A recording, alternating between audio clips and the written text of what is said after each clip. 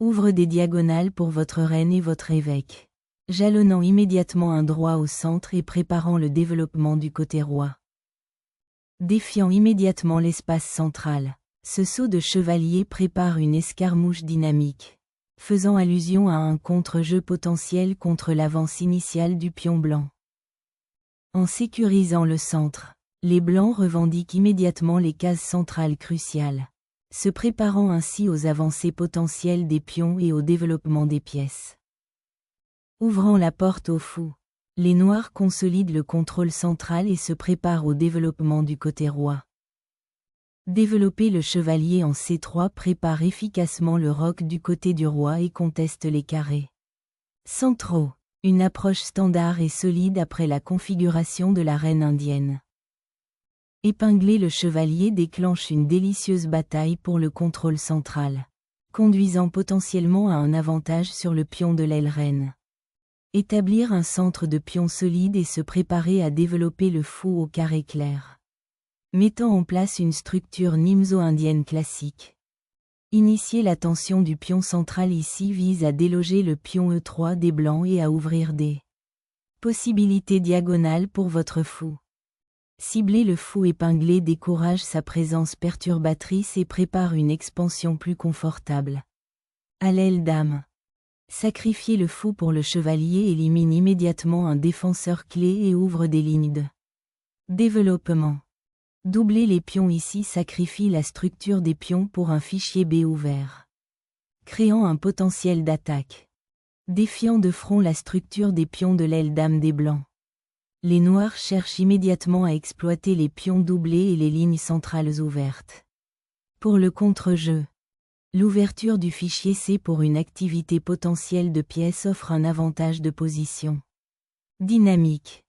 Les noirs résolvent immédiatement la tension des pions, ouvrant des lignes et se préparant à développer activement les pièces. Développer le fou jusqu'à sa case la plus naturelle, observer le pion D5 et se préparer à roquer. Ranger le roi en toute sécurité libère des pièces mineures pour une participation active.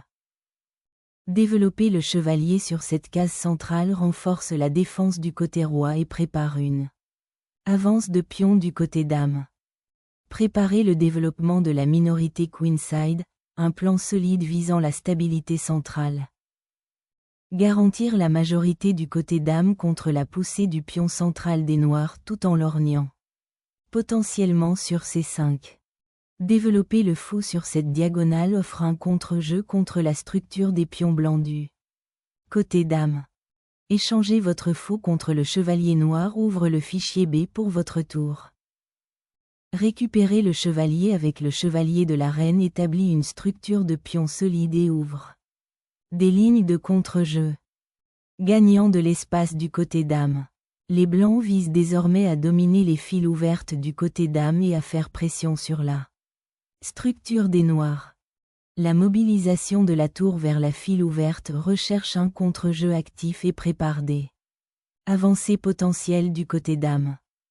Sécuriser le pion D tout en préparant le développement du côté roi signale une construction de position prudente.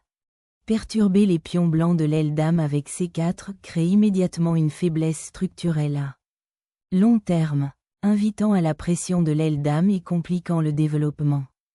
En accentuant la pression sur l'aile dame, les blancs visent à exploiter la structure de pions passifs des noirs tout en se préparant à des percées potentielles.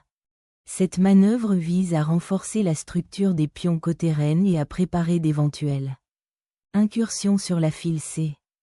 Protéger le monarque contre d'éventuelles percées centrales signale un changement vers une solidité défensive à long terme. Adoptant le passif, ce chevalier recule, privilégiant l'intégrité de la structure des pions à l'activité immédiate. La récupération des fichiers centraux ouvre la voie à l'activité des tours, préparant ainsi un combat pour l'initiative. Lâchant le cavalier pour faire pression sur le centre et ouvrir les lignes. Les noirs contestent activement le pion D5. Déverrouiller le côté roi avec le repositionnement des chevaliers, dans le but de perturber la domination des noirs sur le côté reine. Cibler le pion D4 avec le placement du chevalier crée une pression immédiate sur la structure centrale blanche. En solidifiant l'aile roi, F3 se prépare à avancer les pions de l'aile roi et potentiellement à lancer une attaque. Bien qu'au prix de certaines faiblesses des pions de l'aile roi. Lâcher le chevalier en C5 remet immédiatement en question la structure centrale des pions blancs et ouvre des possibilités tactiques. Libérant une tension centrale, cette poussée déclenche une potentielle percée du côté du roi ou ouvre des lignes critiques. Les noirs s'emparent courageusement du pion, perturbant l'harmonie des blancs à l'aile dame et déclenchant une audacieuse saisie matérielle. Placer la reine au carré sur cette diagonale active est un pivot magistral, se préparant à perturber l'emprise centrale des noirs et potentiellement à exploiter les cases faibles, cherchant à solidifier l'espace de l'aile dame et à perturber la structure des pions des blancs. Les noirs se préparent à une activité potentielle le long des files ouvertes de l'aile dame. Libérer les pions centraux injecte une nouvelle vie dans la position des blancs, dans le but de briser le bouclier des pions des noirs et de créer des opportunités d'attaque.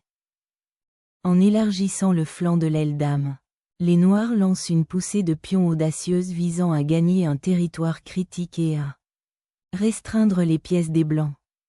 Ce déploiement de bishop vise à exploiter les cases sombres affaiblies autour du roi noir, menaçant ainsi une compression de position.